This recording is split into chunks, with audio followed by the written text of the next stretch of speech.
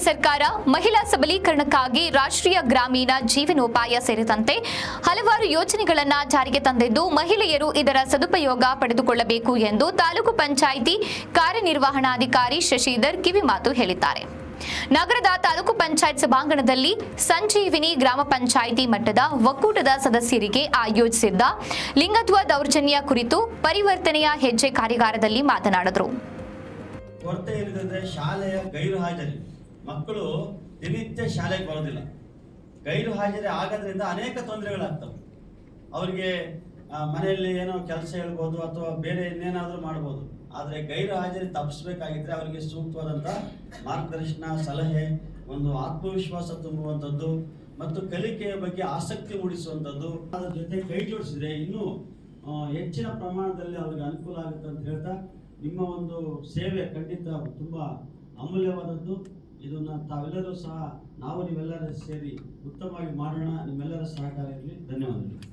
ಈಗಾಗಲೇ ಈ ಒಂದು ತರಬೇತಿಯ ವೈಶಿಷ್ಟ್ಯತೆ ಕುರಿತು ಎಲ್ಲ ಇಲಾಖೆ ಅಧಿಕಾರಿಗಳು ಮಾತನಾಡಿದ್ದಾರೆ. ಇದು ಪರಿವರ್ತನೆ ಅಂತಕ್ಕಂಥದ್ದು ಒಂದು ಅಭಿಯಾನ, ಪರಿವರ್ತನೆ ಅಭಿಯಾನ. ಯಾರಿಗೋಸ್ಕರ, ಯಾರಲ್ಲಿ ಪರಿವರ್ತನೆ ತರಬೇಕು ಅಂತಕ್ಕಂಥದ್ದು ನಾವೆಲ್ಲರೂ ಕೂಡ ಅರ್ಥ ಮಾಡ್ಕೋಬೇಕು. ಮುಖ್ಯವಾಗಿ ಮಹಿಳೆಯರಲ್ಲಿ ಪರಿವರ್ತನೆ ತರಬೇಕು ಅಂತಕ್ಕಂಥ ಒಂದು ಸದುದ್ದೇಶದಿಂದ ಈ ಒಂದು ಅಭಿಯಾನವನ್ನು ಹಮ್ಮಿಕೊಂಡು ಅದಕ್ಕೆ ಪರಿವರ್ತನೆ ಅಭಿಯಾನ ಅಂತಾನೆ ಹೆಸರನ್ನು ಕೊಟ್ಟಿರ್ತಕ್ಕಂಥ.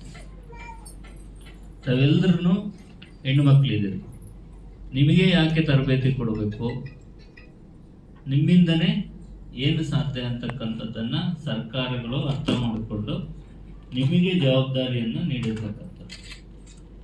ಗ್ರಾಮೀಣ ಮಟ್ಟದಲ್ಲಿ, ಹಳ್ಳಿಯಲ್ಲಿ ಎಲ್ಲ ಶ್ರೀಶಕ್ತಿ ಸಂಘದೊಂದಿಗೆ, ಮಹಿಳಾ ಸದಸ್ಯರೊಂದಿಗೆ ಒಡನಾಟ ಹೊಂದಿರತಕ್ಕಂಥವ್ರು ನೀವು.